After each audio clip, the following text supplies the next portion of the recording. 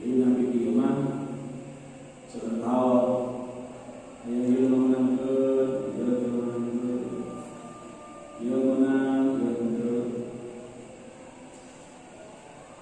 seperti musafirna dina sholat. Musafirna dina sholat makruh. Mun musafirna sholat sunat. Sunat mana dia? Urang dan berapa sholatnya? Geus musafirna pikiran makruh teh. Atau gituan musafirna dina jero sholat makruh.